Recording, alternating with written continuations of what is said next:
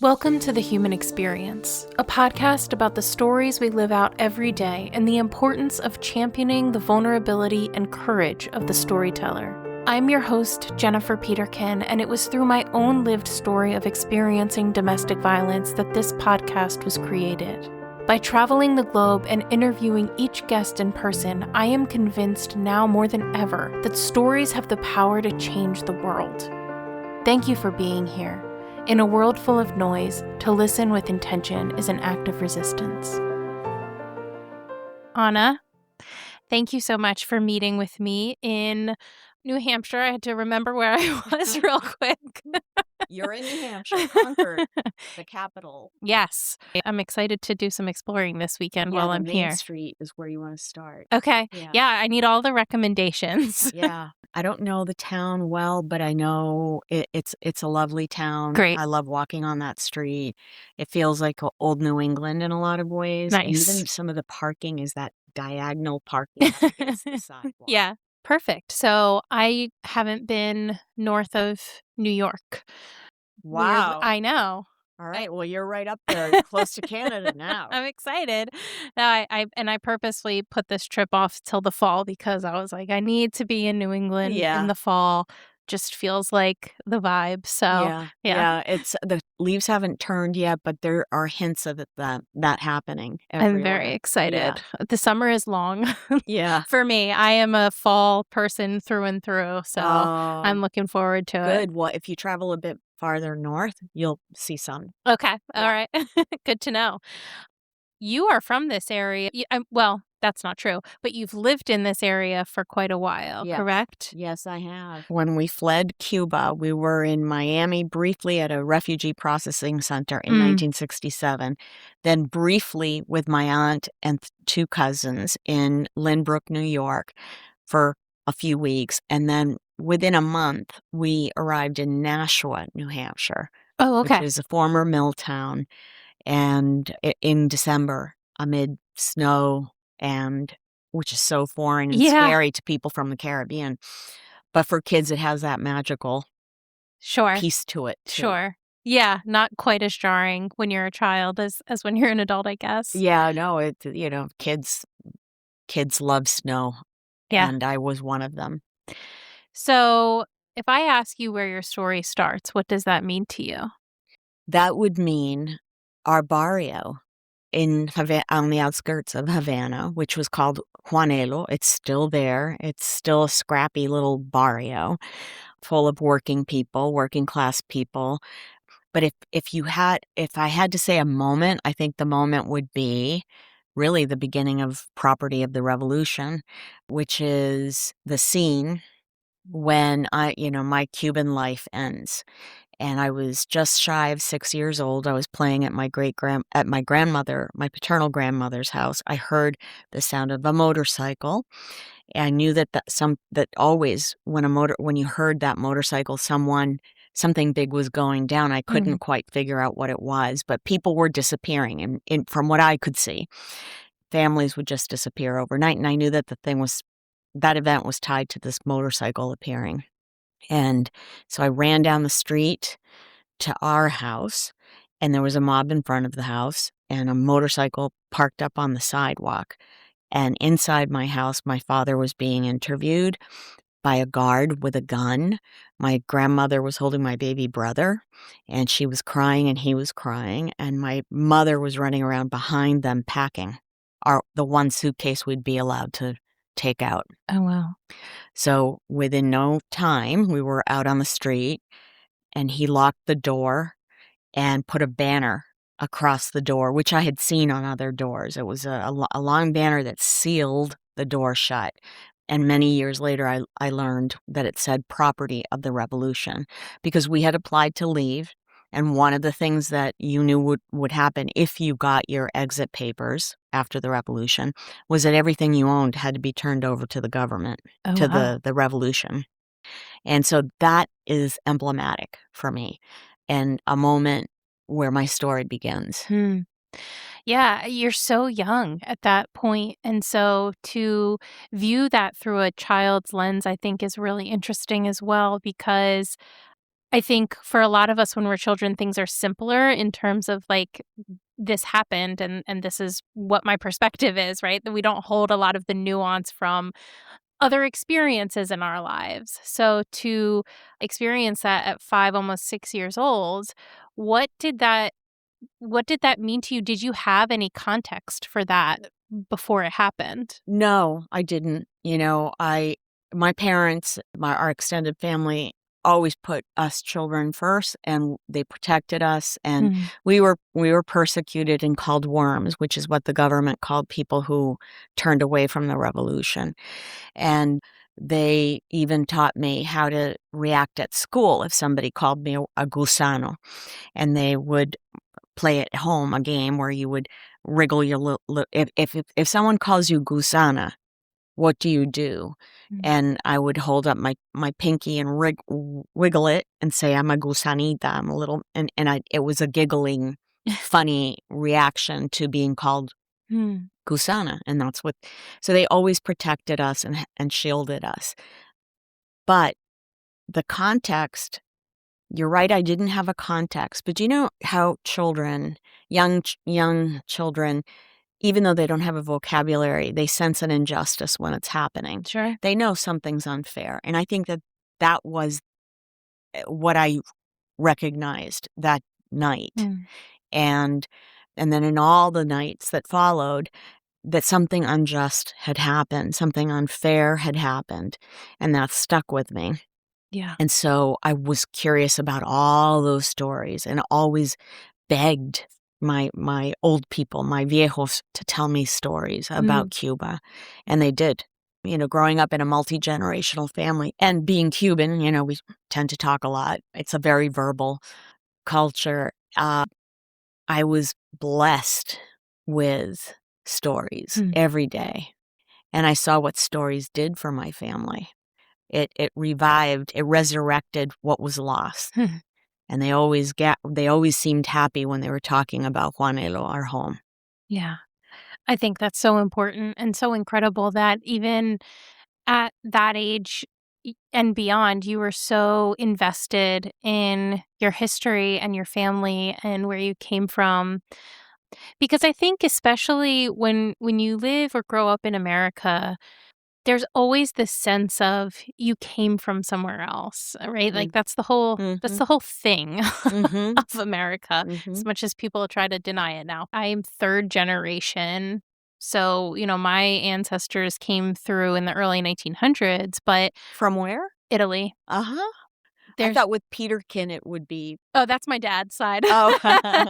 That's a little earlier, Scottish, but my mom's side is, Gizio, and so Oh. Italian, and they came through in the early 1900s, and there's still so much emphasis placed on the culture and the memories and the stories and, growing up in South Philly and my Yeah. my grandfather and all of my stories, and I share a very similar experience in that I was always seeking out the older members of my family to Mm. tell me stories. Mhm.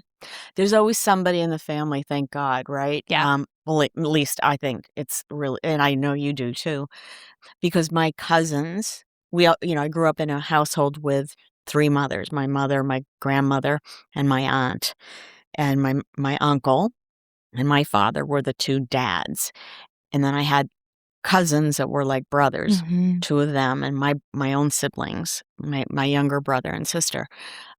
There was no one else that seemed to have the patience or the interest Yeah. about the past, stories about the past, Hmm. and I lived for them. Did you find that changed as they got older? Yeah, a little bit, Yeah. a little bit. My sister, maybe it has something to do with being female, I don't know, but my sister was always very interested, and she has a good memory Mm. for little details like that. So, but I pulled whatever they had Yeah. from them for the book. It was really in many ways a family project, Mm. because I was lucky enough that much of what I wrote is I wrote before they passed, before the old people passed, Yeah. the viejos, as I called them, the elders. And so I was able to get a lot of confirmation from them and also from my siblings and my cousins. Yeah. I have so many questions for you. I don't even know where to start because I love generational stories. I Yeah, think me they're so too. important. And I think that we don't always give credence to the fact that generational stories impact us for generations Mhm. and that it's not just, you were 5 or almost 6 when you left Cuba. And you had your own experience, but to live through the eyes of your elders Mhm. and to know their stories, your life was completely affected Yeah. by and influenced by their experiences. Yes. And I wonder sometimes, even now, especially because, the book is out and I've been doing a lot related to the book, it's almost like my life is their life. Mm. And, you wonder sometimes, like, what am I missing out on my own life? Like, it's so much of what I've lived is to honor their life, to honor their experiences, and to tell a story that I don't think has been told Yeah. enough, if at all, which is the true events around the revolution, the Cuban Revolution that so many people seem to think they understand and in some cases still worship almost because of the romantic figures of Fidel and Che and the fact that they came into the attention of the world in the 60s when in our country here we were going through this cultural revolution. And so Mhm. these young people who were anti-war and who were protesting racial discrimination saw in Cuba the answer, these young, handsome, whatever, revolutionaries, and they bought all of the propaganda that they very successfully spun. Hmm. So, yeah, I guess it's part mission for the theme of the book, the main context of the book, which was the revolution, but also the theme of this intergenerational bond, Yeah. which comes through stories and the richness that all of that brings. But does that mean then that I haven't lived my own life, lived my own adventures Yeah. and of course I have, but you definitely, when you're focused on their stories, it shapes everything. Sure. Yeah, I mean, it is a trajectory of your life, right? That not everybody can say that they have. Imagine even your family members in your generation that contributed to the book still can't they don't have the same perspective Yeah, because they didn't live it out like you did. yeah, I Yeah. think you're right. And what's happened with the book is that I have forced them to relive a trauma that they, you know, don't want to think of Mm. necessarily as a trauma.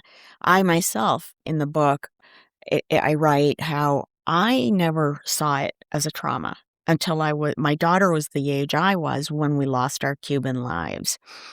Because again, stories, the power of stories. So I had these really strong women in the family who spun their own story about what happened to us, which Yeah. was we won. We beat Castro. We beat communism. Look at us go. If we faced discrimination when we did, it was, don't worry about that. That's just an ignorant American who doesn't know how awesome Cubans are and feel sorry for them. So when my daughter turned the age I'd been, almost 6, I became very depressed, and it's in the book, in Property of the Revolution, where that depression leads me to a realization that, in fact, what happened to me it took a psychiatrist to point this out to me. I had thought that our daughter wasn't ready for kindergarten. Mm. When the psychiatrist did the evaluation and said, "She's totally ready, but I'm worried about you." And I thought, "Oh, these shrinks, they just won't let you go." And she said, I think you're very depressed," which I didn't believe either. Mm. "And I think it has something to do with the trauma you experienced when you were your daughter's age." And I said, What are you talking about? What trauma?" And she explained, "If you lose everything that you know overnight and your family is bereaved and you never see your family again and everything that's trauma." I said, no, it's not trauma.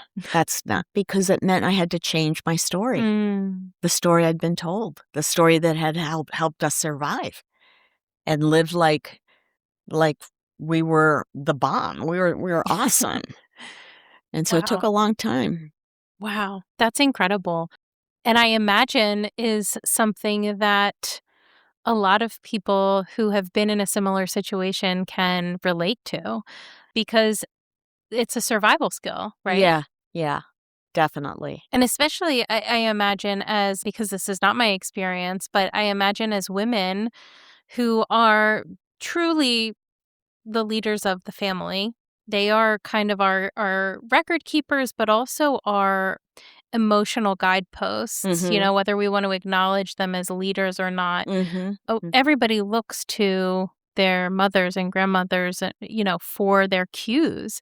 Yeah. And so, yeah, how do you survive if you're not able to spin this in such a way that keeps your family moving forward? Yeah, and that's what they did, consciously or not, Yeah, interested in their own, and they were telling themselves that story. sure. They were grieving. I in the book, there are scenes where I'm trying to figure out what's going on in our family. We're in this snowy new world.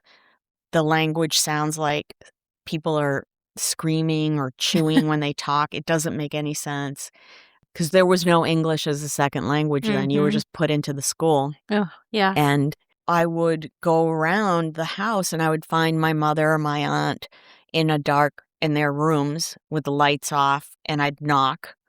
They'd answer, and they'd been crying. They were crying. They'd say, "I just have a backache or a headache." Mm. And and a few occasions I remember going into the medicine chest and looking for aspirin. In those days, there were no, you know, safety. I don't think there were any safety bottles, and Yeah. actually bringing them back some pills. Mm. And but they didn't want to admit that what they were going through. They were trying to protect us. Now, when I started writing, and even before, once we got older, if you asked, they told you what it was like. They had no problem telling you what it was Interesting. like. And every now and then they'd bring it up themselves. But yeah, those stories saved us. Mm. They made everything possible. They eased the pain, and they let us laugh at anything bad that happened. We were superheroes. Yeah. Yeah. Well, I mean, I think in a way you were, regardless I of the think yeah, experience, right? immigrants are superheroes. Yeah. I mean, we think I think a lot of people think they know what the immigrant experience is like, right? They Mhm. know that it's very difficult. But I think the book takes you to a place where you see the what is difficult and what is miraculous and what is hysterically funny and what is so heartwarming, and it's a place that very few people really experience. Yeah. It's only that generation Mm. Mhm. and the first generation, Mhm. whether you're a child or an older person. And Yeah. I think it's the luckiest families, the luckiest immigrant families have the multiple generations smashed into one house, figuring out how to survive and making magic every day. Mm. Well, I mean, that's what community is, right? So it Yeah. is. I think it is Yeah. lucky and important. Yeah, when you say community, it was like a little island. Like we were our own little Cuba Yeah. in in New Hampshire, where there were almost no Latinos at the time, no Spanish TV, no Spanish radio, nothing. Mhm. And we were forced to speak Spanish at home. So I thought Spanish was like our family secret code. I didn't understand that other people spoke it. And when our relatives would come from Miami or New Jersey, they knew our language. Mm. So when I remember once going to a lake, and there was an Ecuadorian family with lots of kids, so they immediately caught my attention, and they were speaking Spanish. My mother, because in those days, if they heard anybody speaking Spanish, they ran Sure. toward them, and my mother was talking to them, and I thought, "Oh, I didn't know we had other cousins in the area." So, like, why didn't anybody tell me I had all these other cousins that I could be playing with? I thought, Yeah. if they're speaking Spanish, they're related to me, Yep. which is a different experience from what the like a Miami Cuban-American would have experienced. Mm-hmm. Because they went out, their teachers spoke Spanish, their pharmacists spoke Spanish. Yeah. So it's a unique experience, I think, when you end up as the far-flung representative of your culture and Yeah. your country, which is what happened to us. I think too, I have had the privilege of interviewing a few immigrants to the United States. And one of my first interviews that I did, it was early on, and this man was from Somalia. Mm-hmm. And he really broke down a lot of the experience that I think you're right in that we assume things are difficult, but we don't think about what that means day to day. I Mm-hmm. think a lot of times we assume that people that come to the United States, first of all want to be here. Mm-hmm.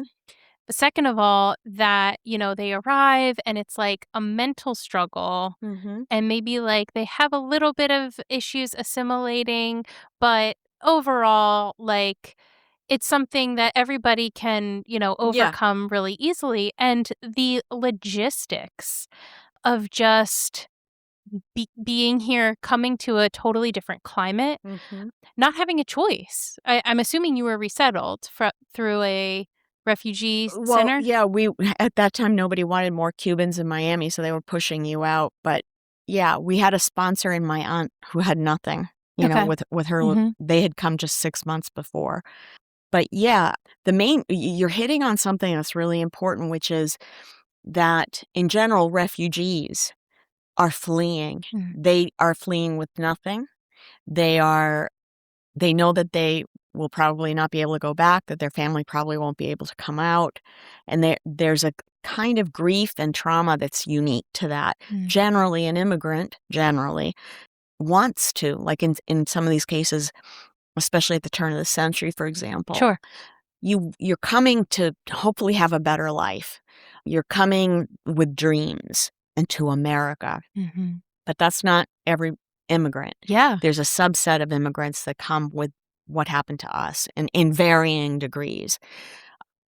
Yeah, and the other piece of that is that those complexities and the difficulties are something that stay with you. Mm.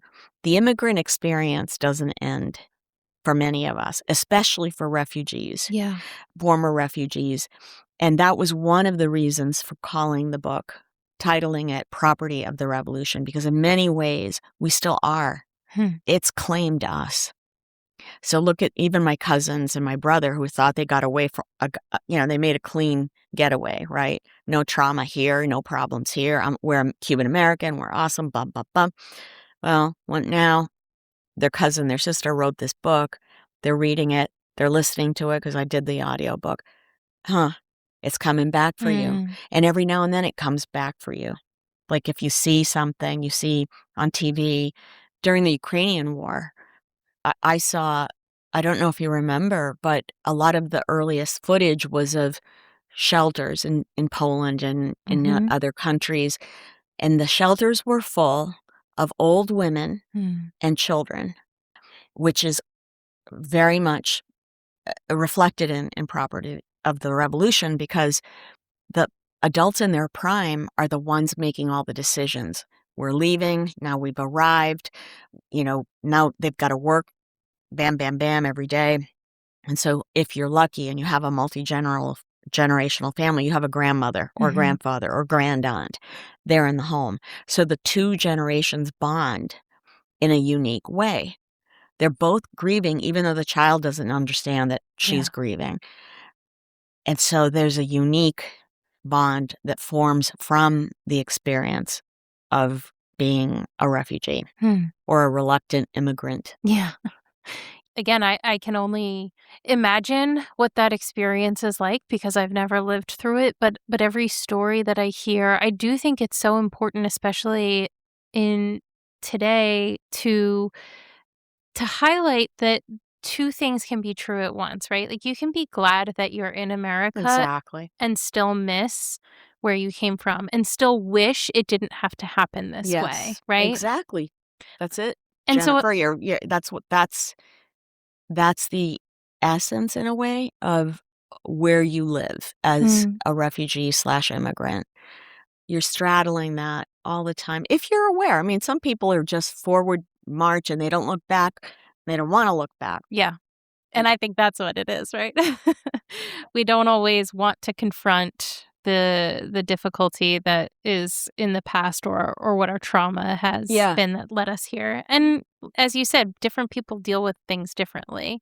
But I do think it's important to acknowledge that, you had spoken about grief. I think I can imagine that leaving in such a way is akin to death, where it's like you're never going to be there again, because even if you go back, it's not the same. And Absolutely. so to actually experience almost like a living death of a place, of a time in your life, of a time when your family was in this space together. So I can imagine, I mean, that doesn't fully ever go away. No. Because it's something bone deep. Bone deep. Most definitely. And you're right about when you return, because I've been lucky enough, I was able to return twice. It's a reminder that what you left isn't there. First of all, my parents weren't sure we'd ever be able to go back. But over time, and depending on the administration, it was a little easier. But it's a reminder that you don't really belong there either. And here, I'm so American, right? I don't have an accent. I just look like a dark American for part of the year. So you wouldn't necessarily know, but things happen all the time that remind me. I was at a baby shower, and the mother of the mom-to-be was next to me, and she said, do you think so-and-so will have a Latina nanny? And I said, oh, I don't know. We haven't talked about it. And she said, because, I would rather her, have a Nordic nanny because, the hygiene, they understand hygiene better. And I had another friend on my other side, and she grabbed my arm, and she knew I was about to go ballistic. And she shook her head. She's like, because you have to decide when you're going to have your little battle. Yeah. And I decided I was going to let that one go. But things like that all the time. Yeah. And there are people who questioned me at times when I describe myself as Cuban-American. There's a scene in the book about that at work where an executive said, why do you insist on calling yourself Cuban-American? I don't know how I had just referred to my background, because my name or my dark skin in the summer would raise questions. And I said, well, because I am. Oh, no, you're not. You've been raised here. And so, this comes up. Yeah. In many different ways. Yeah. It's a very interesting, and interesting probably isn't a strong enough word, but when people think that they get to have a say about how immigrants experience, it's particularly, I guess, refugees experience, their movement forward and how they should behave or what they should or should not be doing. And I think at the base level of it is we're all human, right? And so while our nationalities do inform the way that we move through the world, they aren't our identity in such a way that it should offend us when somebody wants to, claim their nationality or claim one that they, that they're proud of. Yeah.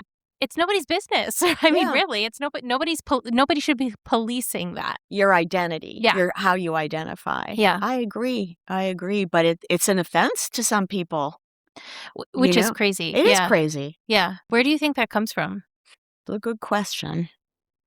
I think I didn't fit his view of what a Cuban was. Or even what a minority or an immigrant was. Yeah. And he didn't want me to break whatever the model was that he had in his head. And it bothered him. Bothered him a lot. We got into a good old-fashioned debate in his office over this. And my mother, I was still living at home. It was my first job out of college. Oh, jeez. And when I went home, to my multi-generational home, my mother's, I told them what had happened. And they said, my mother said something like, well, that's his problem, not yours. Typical, like, let's spin it around. He has no clue what he's talking about. But my aunt said, don't let anyone ever tell you who you are, because that's what happened to us after the revolution. And we didn't stand up. Wow. So you stand up for who you are, and don't ever let anybody tell you that. Yeah. That's the beauty of the multi-generational home. Yeah. Especially one where people, fortunately and unfortunately, aren't afraid to tell you what they think. In our home, nobody ever held back for the good and the bad. Yeah. So, but through that comes wisdom. And through that, you learn about life, you learn how to live your life, you learn how to make a better life. And it's sad, when my husband Andy and I had our first child, I became depressed. And I realized that part of it was, this wasn't the household that I understood as a mother. Where were my other mothers? Yeah. Where were all the other people? What did I know about having a baby? Who's going to help me? It just didn't add up. That must be very jarring to move from such a multi-generational culture to a very individualistic culture. Yeah. Where we place a lot of emphasis on the nuclear family. Yes. But we don't have as much of an attention span for multi-generational living and being together, community. Yeah, it's foreign. Well, if you think about it, our culture, American culture, is one of the fundamental values is independence, and another one is privacy. And I talk about that in the book. Neither one of those mattered much. And in Cuban culture, but I think in general in Latin American culture and many Asian cultures too, where, actually in Cuba, if somebody says, tú eres muy independiente, you are very independent, that's a slam. Okay. Right? So those are the reasons that there's this constant clash. Yeah. That privacy is another one. Privacy is, there's a scene in the book where the family was taking care of my grandmother, who was in a wheelchair at home, and there happened to be a physical therapist visiting the home at the time, and she came in when my parents were giving my grandmother a bath. My parents and my aunt and uncle, and they had set up it was a tiny little house, a contraption where they would they moved the kitchen table out of the way, they filled up a kiddie pool in the middle. No, first they wheeled her in. Okay. They collapsed the sides, they wheeled her in. Then they hooked a hose up to the sink. They brought it over. Now her son-in-laws were turning away while the daughters bathed her. And then at the end, they brought the wet vac and vacuumed out the water and the whole thing. And so we were all, the little children, the great-grandchildren were there, and different generations were there observing this phenomenon. And the American physical therapist said, I can't believe they just did that. But what about her privacy? And I said, Cuban abuelas they don't really care about the privacy part of it. They know they're being loved hard and hands-on, and that's what matters to them. Yeah. But you see, right? Huge difference. How that just doesn't match. Oh, yes. And that's what my generation does, interpret for both sides. Which is a whole other responsibility, right? Because you have the distinct place of being the ones that have to understand both sides and having to learn more quickly, I imagine, the new culture that you're coming into so that you are able to help do the interpretation. Yeah. It culturally, language, I mean, you'll see this happens. I don't know if where do you live, Jennifer? Outside of Philadelphia. Okay. Well, so that's a big city. I'm sure you've seen immigrant children interpreting for their parents at some point or another. And that's what we did all the time. But it's language and it's explaining. Yeah. Because, there's colloquialisms, there's phrases Oh, that yeah. you use in English, and if translated literally, it's like, that doesn't even make sense, or that's kind of scary. Why would we do that? Right. No, yeah. One example was I was little, newly arrived, and quite early, I was invited to a sleepover, and boy, did I wanna go. But my parents could not fathom. They would say, "Well, why would Americans send their children to sleep in a stranger's house?" They were Mm, baffled. And, of course, I never went. I never went to it. When I was older, I was allowed to go and then had to come home at 10, okay. and only if, like, there were no dads around Mhm. or older brothers. They were, very protective. Your parents probably had it right, or your family probably had it right. Yeah, yeah, but I was angry at that. Sure. I wanted nothing more than to be an American girl, Yeah. and Just they blocked my way all the time. They wanted to when I was old enough to date, they said, well, first of all, novio is the word for boyfriend in okay. Spanish, except it's not really boyfriend, it's betrothed. Oh, So even the word doesn't yeah. really exist. And they said, "Well, no, you're not old enough, but when you are, your grandmother will be your chaperone." Now, that they literally they were totally serious about that. My grandmother was gonna be in the back seat of any car that I ever went out on a date on. Oh my god. So how was dating for you? Oh my god. It was a s well, first of all, the boys had to come into the house Mhm. to pick me up and drop me off. They had to come in, and they had to chat for a long time, and some couldn't take that. Yeah. And then just as the party was getting going, I'd have to be taken home. Mhm. I had to be home before the end of the news hour at 11:30. Oh, If I interesting. was even in high school, I mean, very late Yeah. through high school. So there were just certain things I wouldn't budge on. Mhm. 'Cause of protectiveness. Very protective, very old world. Even when I wanted to go away to college, my father, my mother, my aunt, and my grandmother had like a 2-year campaign nonstop to get him to realize or to consider that I could go away even Mm. though I wasn't married. He said to me, "How can I let you go to college? You're not even married. I can't let you leave the home." And Yeah. he wanted me to go to a local Catholic college and come home every day. Yeah. And were you able to go away I to I did. I went good. to Smith College, and, which is only about 2.5 hours away, but it was a big deal Mhm. for him. He really, really struggled. Sure. Yeah, I mean, I can't imagine having like, not just losing what you have, but having to then recreate a life in the context of a completely different culture. And at certain points, you kind of have to just go with it, right? You can't completely shut that out. No. Yeah, and even my grandmother, Andy, is Jewish. We were raised Catholic, and this is in the book too. So when we were dating, he would end up sleeping in my grandmother's room. My grandmother, being very devout Catholic, had, crucifixes. I called it hippie Jesus. There was a hippie Jesus painting.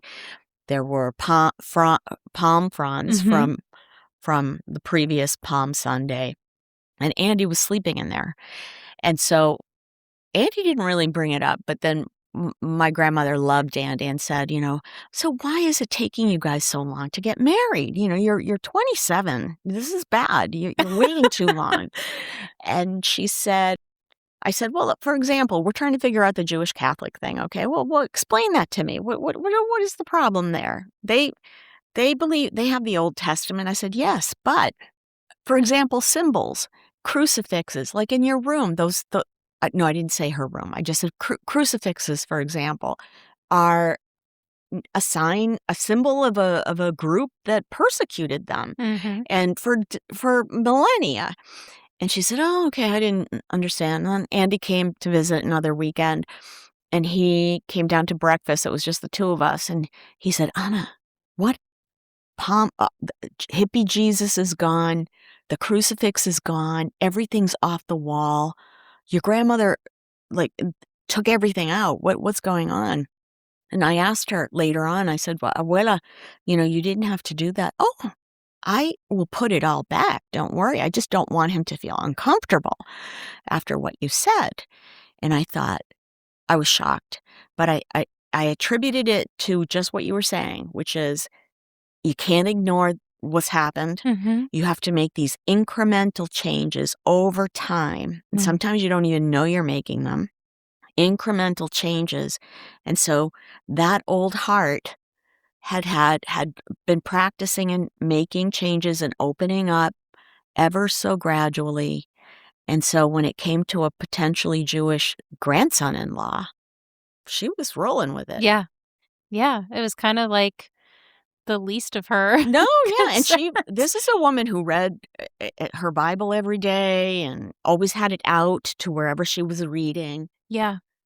I think that's a really interesting juxtaposition of, the immigrant who is, very set in their ways, or like you said, old world, even very staunch in their beliefs, are also the people that are able to be open and accepting of others more readily because of their own experience. Yeah, isn't that weird when you Yeah. think about it? It does. It's contradictory. Yeah.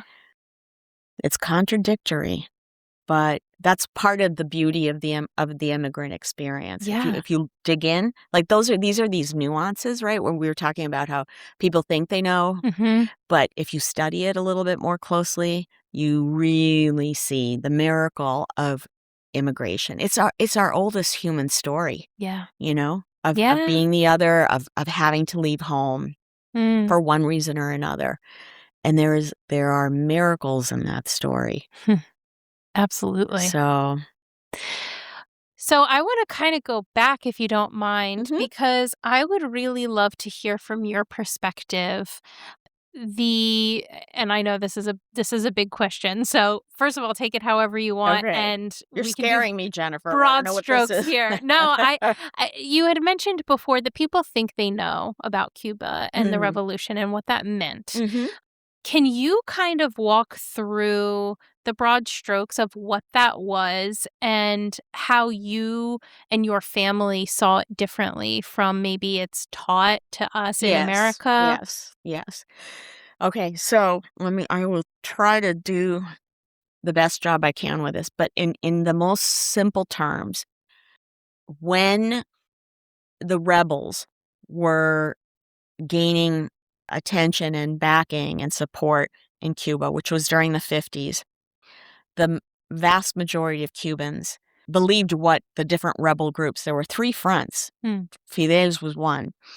And they believed what all of the rebels were saying, which was that they were going to restore the 1940 liberal democratic constitution, which had been in place throughout the 40s and remains a model of liberal democracy, democratic principles.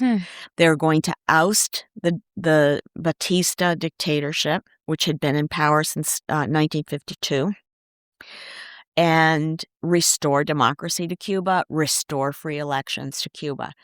That's where the vast majority of Cubans hoped and thought this was going. They were not looking for a communist revolution. Yeah. Which is somehow the way that the propaganda came out after the revolution. It was like the Cubans wanted a communist revolution. That's not what they wanted. They believed in Fidel, and Fidel himself said, this isn't a communist revolution. And it's as green as a palm tree. And it was only after, I believe, Bay of Pigs in 1961, April of 61, that he admitted that it was a communist revolution. And then it was whoa for most people. But by 1961, he took power January 1, 1959, when Batista fled. And so all of 59, 60, part of 61, so 2.25 years, people could see everything had changed. So there were committees for the defense of the revolution that sprung up on every block, which were basically spying centers. People were denounced for not being revolutionaries. People lost their little businesses, and the world life had changed already. There were Russian technicians moving in to neighborhoods, and Cubans being thrown out of their homes for the Russian technicians to live there. That's in the book too. And so my mother was a perfect example of someone who ended up doing a 180. In the late 50s, she actually risked her life to help the rebels. She collected money and medicine to send to the rebels. Oh, wow. Clandestinely. She was part of a cell, and she was almost arrested once. And a Batista cop from our neighborhood, intervened and saved her. So she was all in on the revolution. Then, after the executions, after Fidel and Che Guevara were executing thousands of people without trials who were linked to Batista, and seeing all these other changes, she gradually began to realize that this was the opposite of what she had risked her life for. And many, many Cubans had to come to that decision, or came to that decision, and ended up losing their country, ended up doing something they never thought they would have to do, which was leave their beloved family, generations of their family. In the United States, as in most developed countries, you have this ability and this understanding as you grow up that you can move to the West Coast. You can move to another state for school and work and whatever, and that's natural. In Cuba, especially at that time, you stayed with your family. You stayed in your neighborhood. You built your new life where your parents had their lives. So to leave your old people behind, never to see them again, we were working class. It wasn't about leaving the little that we had materially. It was about knowing you would never see your old people again. You would never be there to care for them during a time that looked like it was only going to get worse, and it did only get worse. So those are just things that came out of nowhere for these people who thought they were going to have free elections and a restoration of a democracy that had been in place before the Batista dictatorship. Yeah. So one of the changes was Cubans could no longer leave the country as they always had been able to. Now you had to get the government's permission, an exit visa, which only a handful of countries still to this day require. And Cuba, was, 40 years before Cuba lifted that restriction. And still, even though it doesn't officially exist, you still have to notify the authorities that you're seeking a visa to travel somewhere. Wow. And not everybody can leave, because if they educated you as a doctor, for example, they own you. And if the country needs you, you can't leave. You're just one of those who won't be able to leave. So is there less incentive to pursue? I feel like, education is a lot of people who want to leave. It's their quote unquote ticket.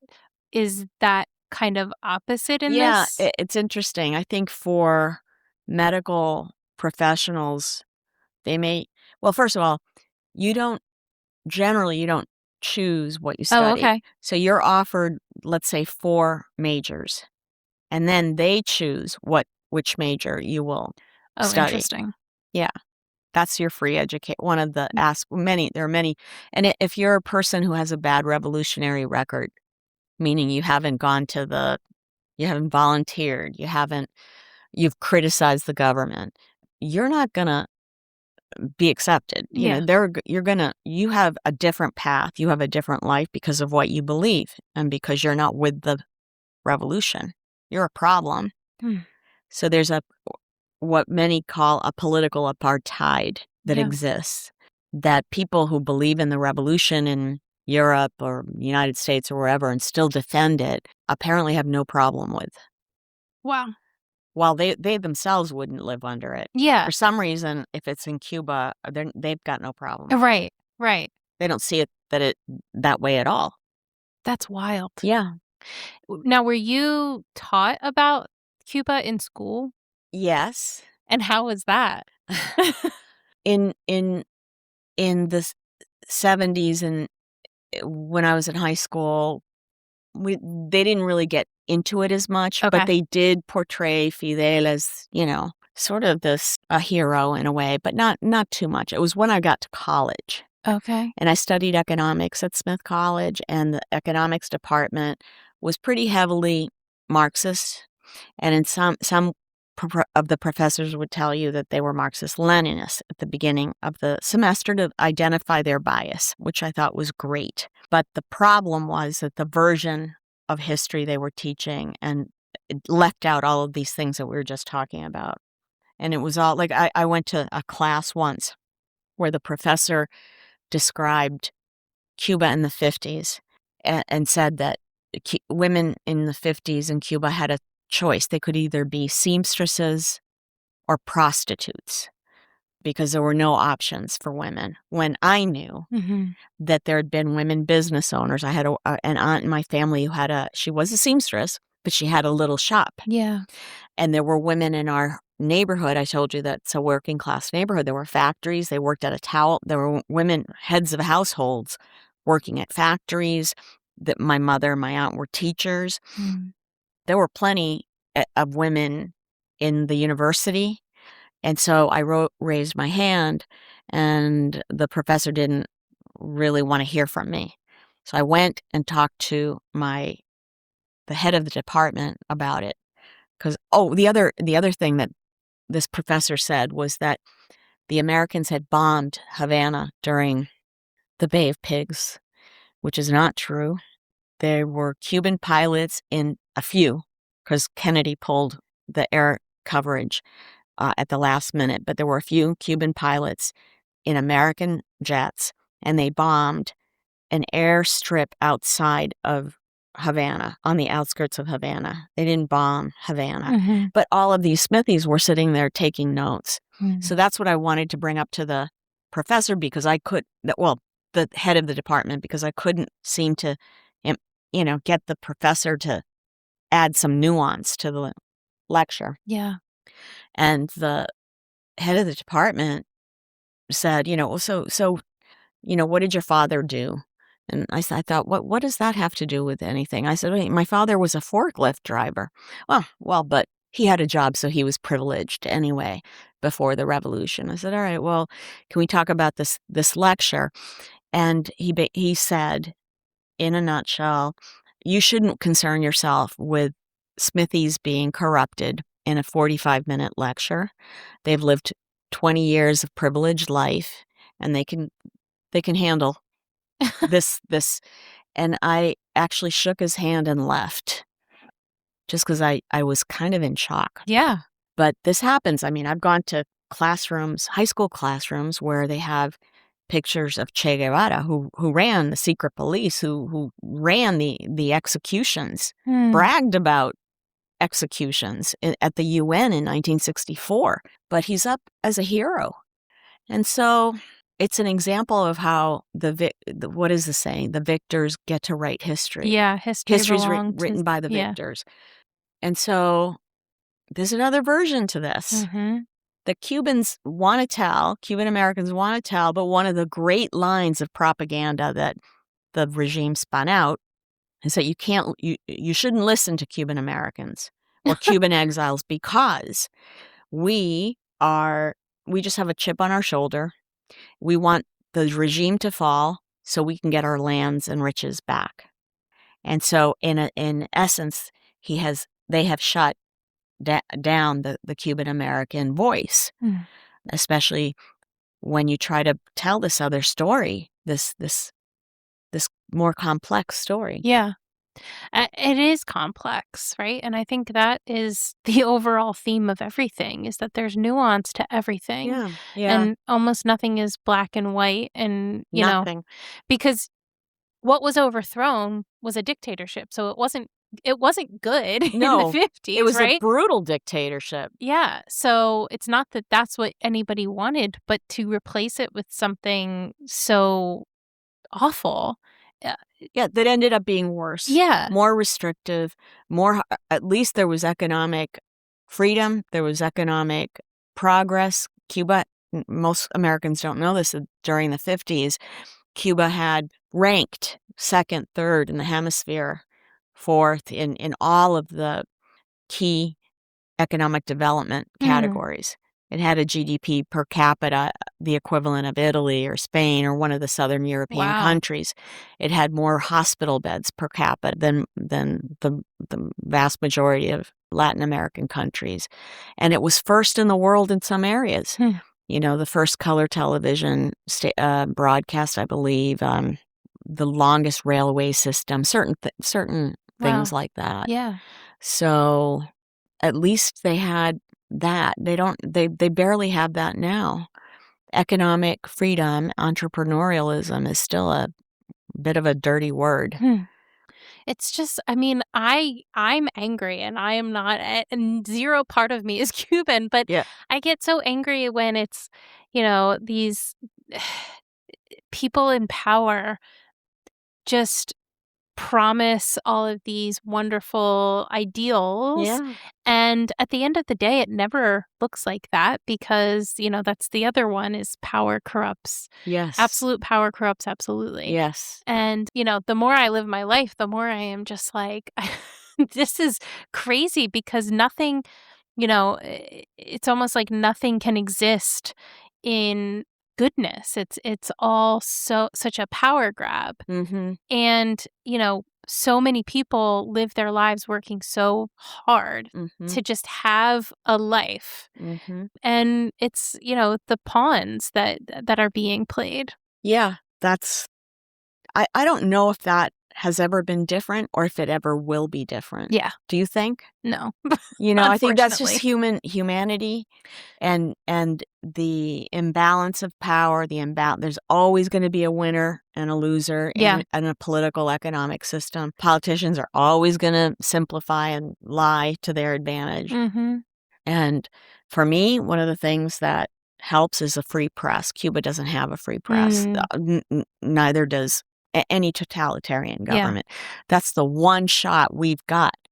And even our press, the press has its bias, each media outlet. And so it falls on us, and it's really hard as a citizen to decide now, especially today, where to go for unbiased news. Yeah. Oh, gosh. Very hard. Yeah, it really is. But I think we're seeing a rise in independent journalism just because of the mainstream, and I, biases, but I also think the business of it, right? It's all about who can get the most clicks. It's not about who can get the news out there. It's about what can you say that will get people's attention. And how do you get their attention? You get to their emotions. You rile them up. It's not even good emotions. No. Gosh. You want anger. They want they want what you're describing. That's how they want to leave their consumer. And it's awful because, there are so many good things that are happening out there. So I see it all the time. I see hope. I see reasons to hope all the time. And you don't even have to look that hard. You just have to have people sharing, like this human to human. Hey, you know what I just saw? This is kind of pared down, but basically a right-wing neighbor approach a left-wing neighbor who was hosting a family of Syrian refugees. And the left-wing neighbor thought the right-wing neighbor was coming over to complain because the kids were making noise in the driveway. But the right-wing neighbor came over to say, those kids are just playing basketball. I've got all these bikes from when my kids were little in the garage. And why don't you go over there and get those bikes and, teach those kids how to ride a bike? And then he went back. He saw children. He didn't see refugees. He saw children. He saw the human being. He saw the grandmother. He understood that these were human beings. And I know the story because the left-wing neighbor was at an event. We were doing a refugee assistance fundraising event, and he told the story, and I said, that I've seen that over and over. Over and over. But we don't talk about that. We don't hear it. It's all the negative stuff. We have to believe in each other. as citizens, as neighbors, and as people who have the potential to care. Yeah. I refuse to give up my hope of this country or of my fellow citizen. I've seen too much. Yeah. I've benefited from it Mm. over and over in my life, and certainly as newcomers in New Hampshire in 1967. My parents worked in factories. Those factory coworkers took them under their wings, taught them all about life in the North. Yeah. How to, where the White Mountains were, how to roast a marshmallow, how to use chapstick. Chapstick can save your life, things like that. Yeah. And they didn't have to be that way, and they were. We faced discrimination. That happened, but we focused on this other piece. Absolutely. Because there were more good people out there than bad people. Yeah. I do think that we have to hold on to that for dear life because there's no other way to survive. Yeah. And it's the truth, though, right? Yeah. I mean, it has absolutely been my experience. Yes. 100%. Yeah. I have met so many wonderful people. And this experience of doing these interviews has just cemented that on a whole different level. But, I think it's interesting in the moment that we're in time in America. I can't remember a time when people were so identified by their political views, right? I think you're right. And so I think as much as we can shed that, they are worn as badges of honor as much as, fences for other people. Yeah. And I am certainly guilty of doing that kind of thing myself. Me too. So I cannot say any of this without pointing a finger at myself as well. But it's hard. There is a lot of emotion. There is a lot of anger and, and fear. Fear. I think there's fear. And I think that's what it is. More than anything, I think it's fear. And so I think it's really interesting to be having this conversation now, too, especially with, both sides of the aisle are afraid. They're afraid of the same thing, but how it happens. Yes. Right? And what it's called. Yeah. Right. So both sides are afraid of this in a way of totalitarianism. Yeah. Right? One party ruling everything in a total way from top to bottom, which is what you have in Cuba, a single party state for the last 66 years, military dictatorship. But for some people, that's okay because it's their political ideology experiment. So somehow that's okay. But they wouldn't want to see what's happening here, right? Under a strictly Republican Party flag. Same thing, but maybe that would be okay for the Republican Party to see if it was if it was under their banner. Right. So, yeah, we can't do that. We have to. And the other thing, how about this? How about if each time a friend tells us one of these really heartbreaking, horrific stories, we have in our pocket one of our good ones to bring that friend back and say, let's not give up hope. Yeah. We have to do that for each other. I hope people do it for me. I know people do it for me. Yeah. I will say, I've said this to a few people, but doing this podcast really restored my faith in humanity in a way that I didn't think was possible. Because a lot of the work that I do is around domestic violence advocacy. I know, yeah. And it is really hard to be in that space because it's something that it's, in a lot of ways, it hasn't changed very much. And, to the outside world, if you're not experiencing it or if it's not something that you're looking at, it doesn't feel like that big of a part of life. Whereas I see it, I feel like every time I turn the corner. And so I really didn't realize how much anger that I was just harboring in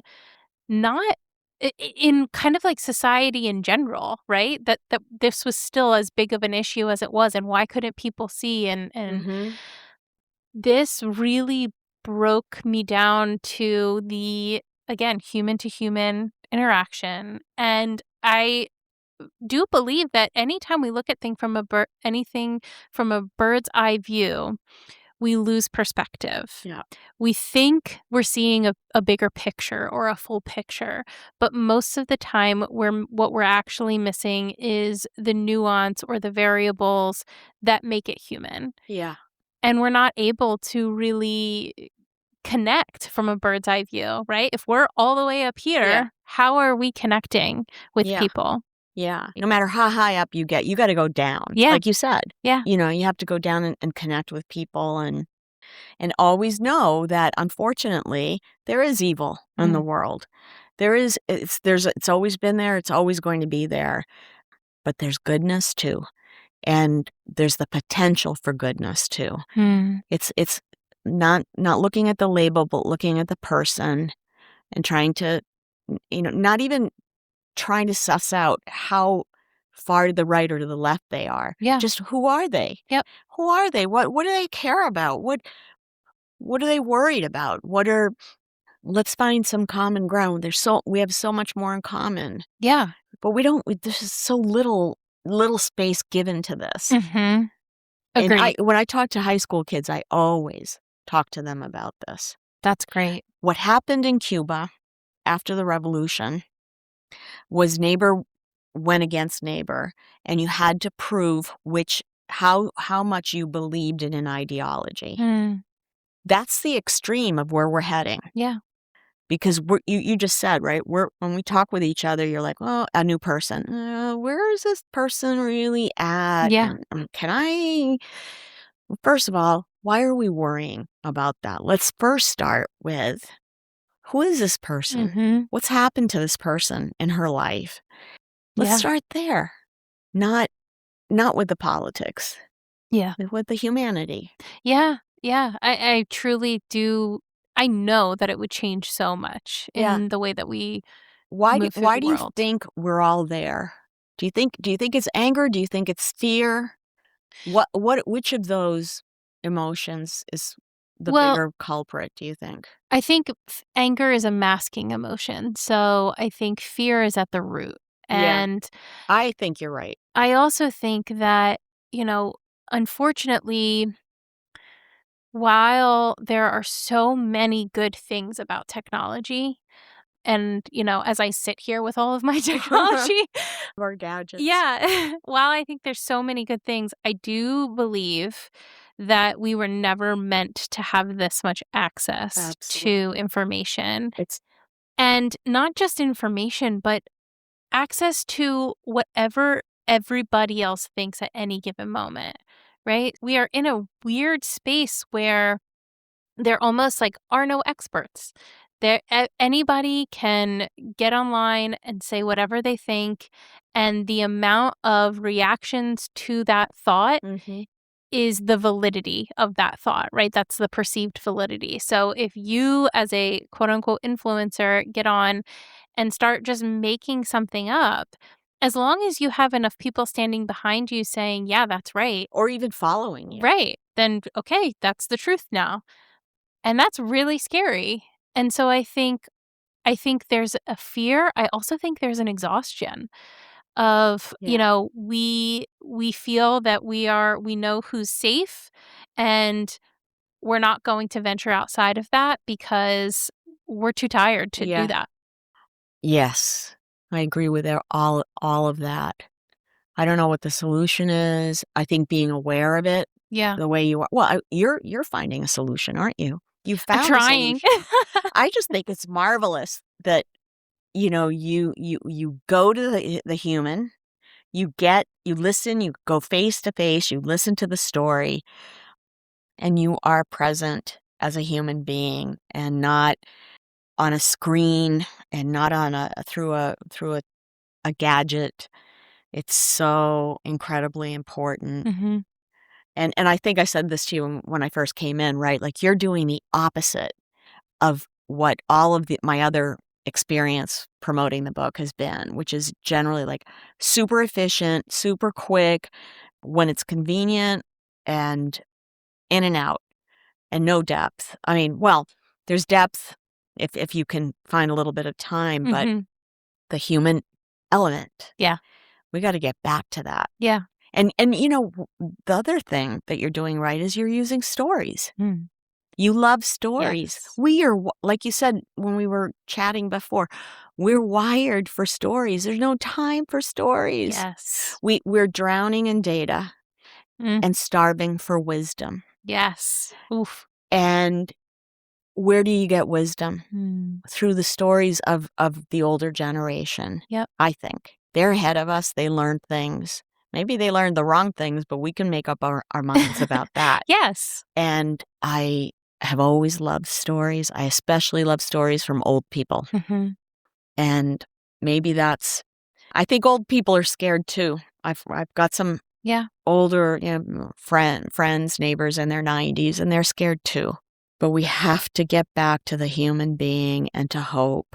You were talking about the domestic violence situation, and I know I've heard you say, because I was listening to some other work that you've done about how domestic abuse isn't within the home necessarily. It can happen anywhere. That it's abuse.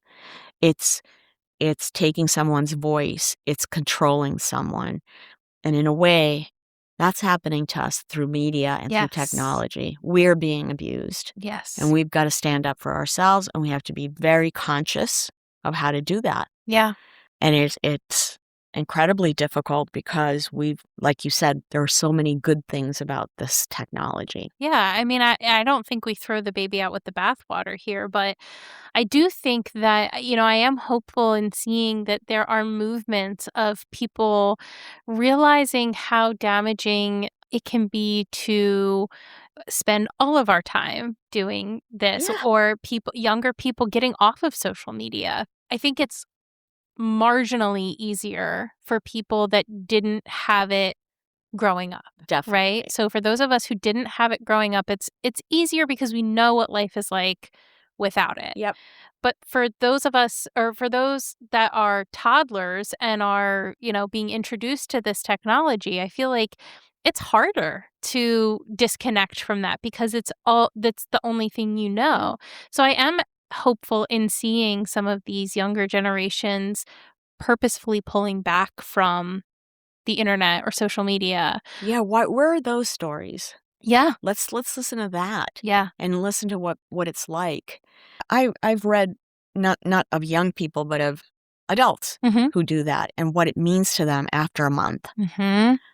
And it's life-changing. You sleep better, you think better, you're not as exhausted, like you said. Yeah. When I intentionally, because we all get to choose how we use our time, right? I mean, to a degree, there's privilege in that as well. But if I choose to read a fictional book over scrolling through a news app or through a social media app, that regardless of who I know on the app, I'm going to see news and political opinions. I am so much happier and lighter feeling than when I choose to invest my time. It doesn't all have to be productive as we see it as Americans, right? I think that's another thing that's coming out, which I love, is that the investment in fictional story and how important it is to our ability to problem solve and imagine and move through the world in creative ways. So yeah, I think there is so much out there and there is hope to be found. But once again, we've got to get down to the street view and go people to people. Or the porch view, right? Like that image that I have in my head of, an old guy, old gal's rocking in a chair. Yeah. And I'm sitting on the floor listening, and finding a way to do that is, I've always loved stories, though. That wouldn't be hard. It's really just finding the time. Yeah. Finding the time. And I don't know. It's a cultural thing too. I think that this culture in particular is especially primed for the technology because we're all about efficiency. We're all about performance. We're all about, production.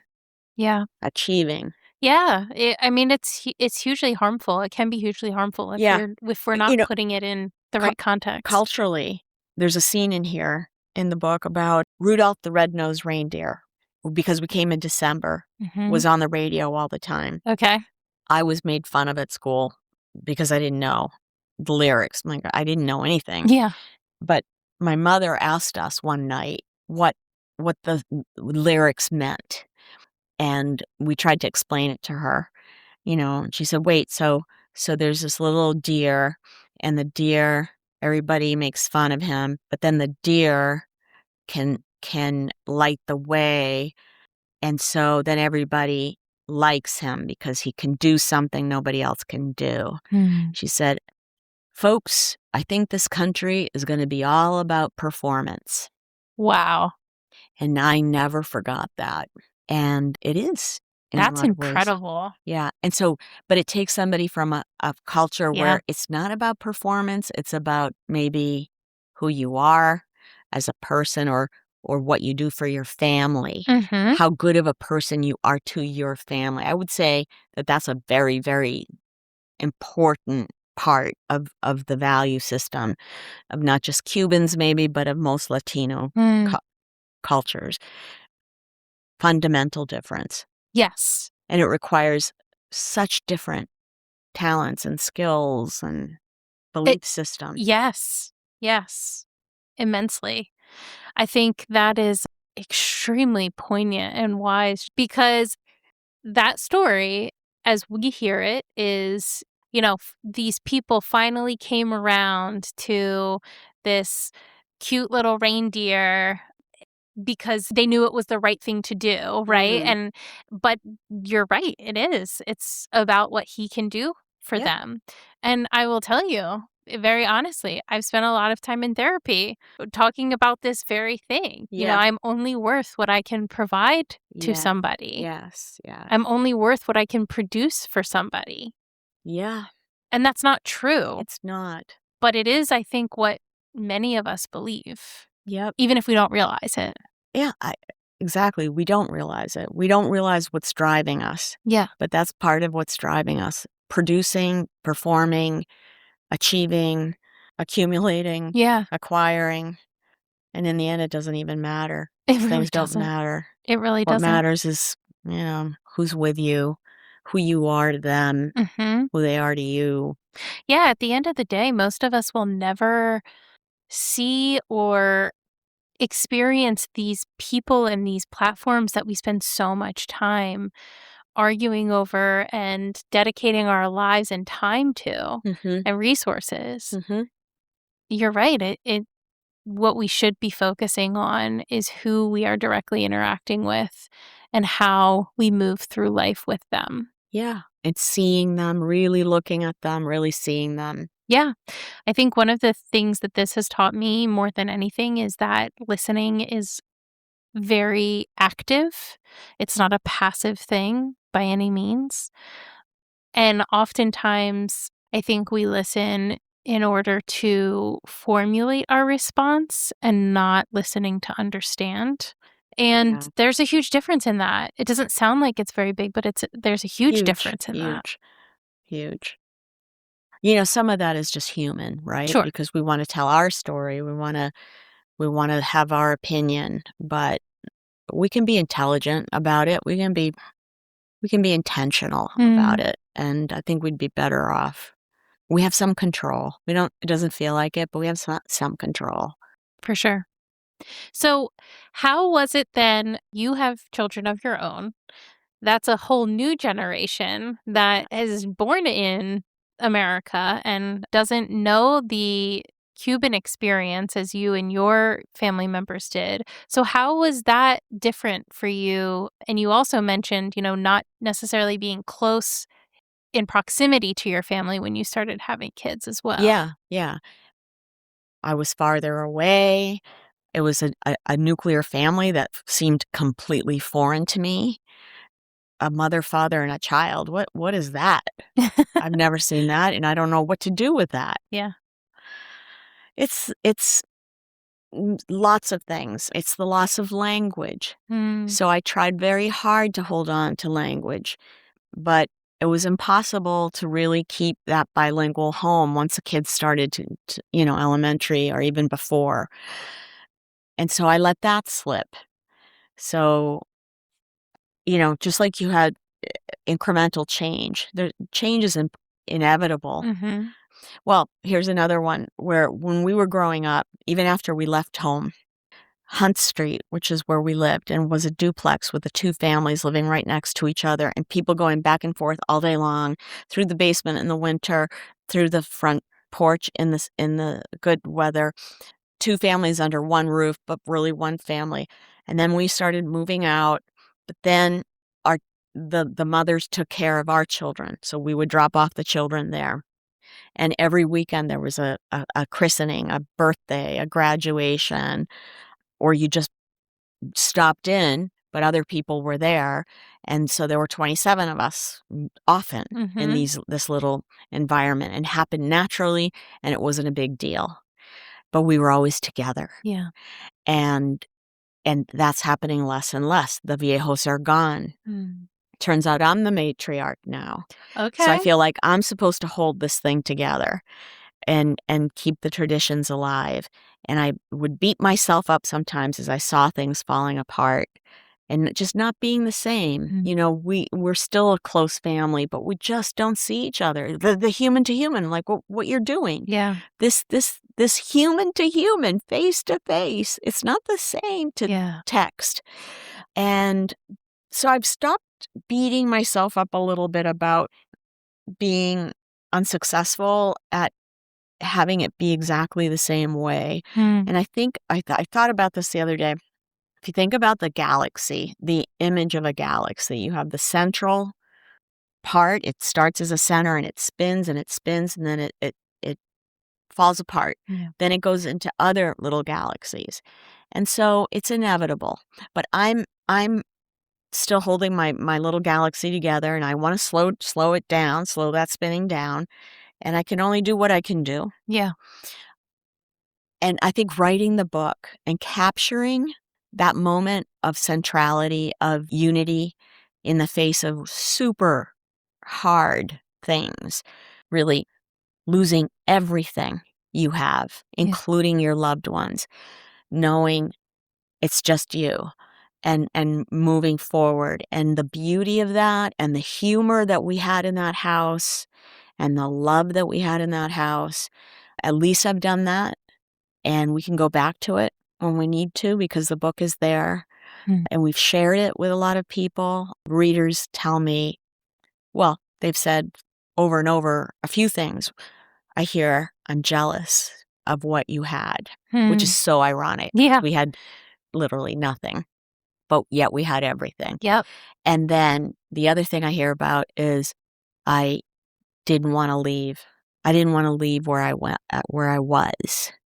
And we saw that growing up. We saw all these Americanitos coming to the house all the time because they knew there was something weird going on there that they didn't see anywhere else.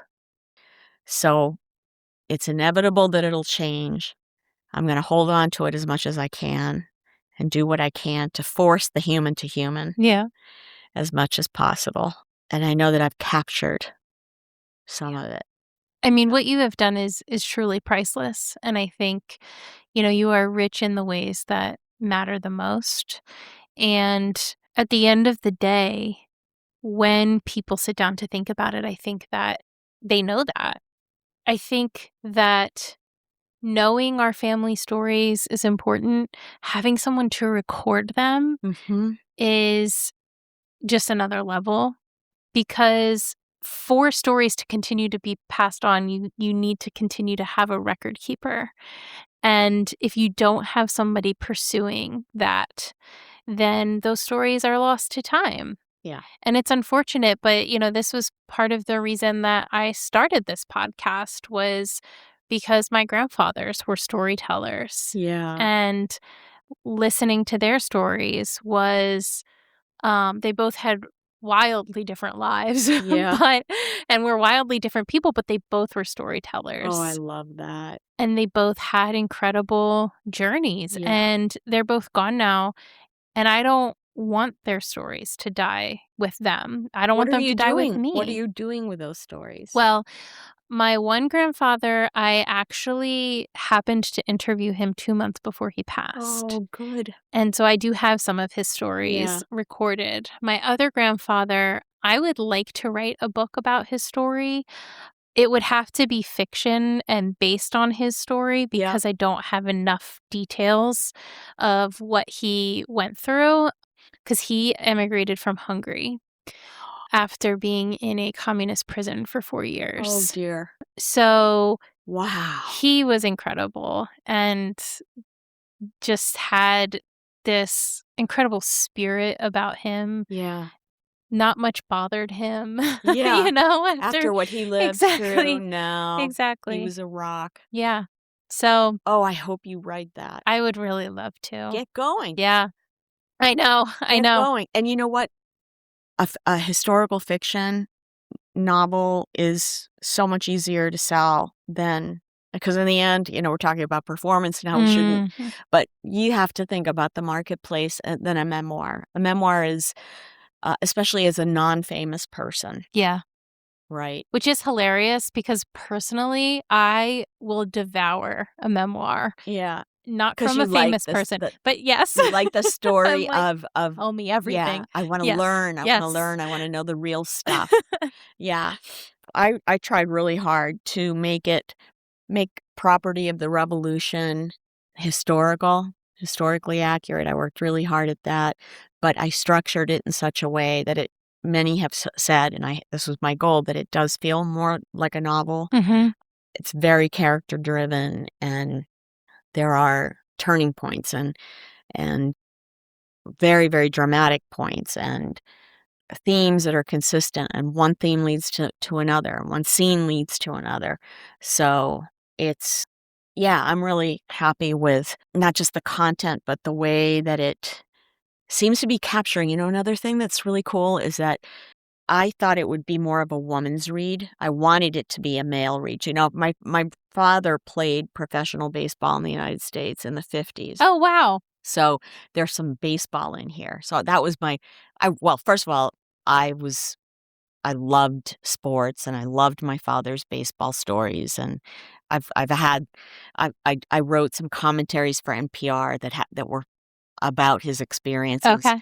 as a Cuban player in the Jim Crow South. But I don't know. I really wanted it to be for men and women, for young and old. And so far, so good, because the male readers who have reached out to me or who have talked to me after I go somewhere are passionate Mm. about, and I think it's because there are men and male characters, they see themselves in them, like just a regular guy, kind of a jock, and he's caught up in this political tornado. Hmm. And he's got to fend for his family. Now he's got to fend for his family in a foreign land with nothing. And they see themselves as family people, as a man. Yeah. And yeah, it's not just for women, it turns out, which makes me so happy. Yes. And you talked about Hungary and your grandfather. I did a talk at a synagogue with a Jewish men's book group. On the screen and Zoom, there were a bunch of other people. And one of the guys was a 92-year-old man in Arizona, I think. And he had oxygen. He had one of the little he was using oxygen, and he had his hand up the whole time. And nobody picked on him. And then finally somebody picked on him. And he said, they loved the book. But he said, I know that this is about your Cuban abuela, but this is about I saw my Romanian Jewish grandmother Mm. in this book. And I saw my 31 first cousins in this book. And that's my house. That's where I grew up, Yeah. which I loved. Yes. And I've heard that from, an Iranian woman, an Afghani woman, a Mm. Lithuanian. I mean, many people have said that this is their home, their household, what they experienced, Yeah. which I really love hearing. Yes. Because that makes us all the same. Yep. We're just human beings. Once again, stories connect us. Yeah. More than anything ever will. Yeah. Truly. Yeah. But I know that you have you've won awards for your book. I know that you have been able to really just affect some change and start discourse with your book, which I just think is so fabulous. Thank you, Jennifer.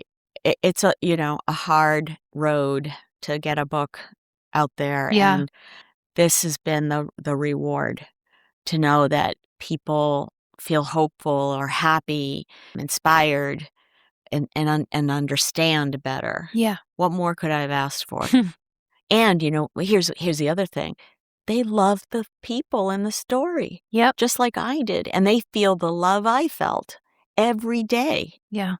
in this grieving but funny and loving home. And I wanted people to feel that love, and they do. And that makes me so incredibly happy. Yes. That I got to share my viejos, my old people, with them.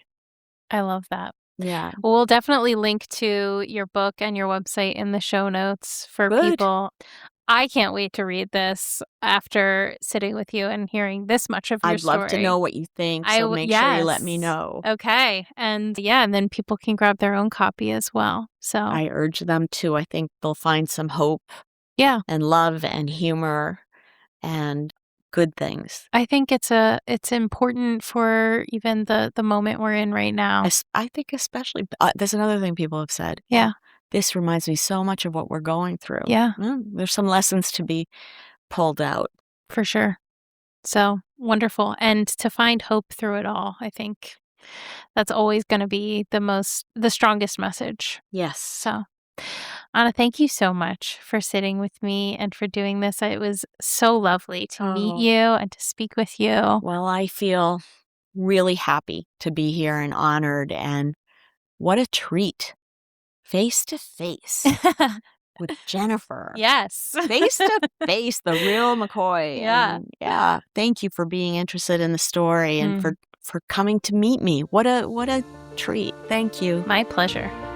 Thank you for listening to The Human Experience. Everyone has a story, and I'd love to hear yours. So be sure to check out the show notes for more information about how to stay in touch. Do good and love well.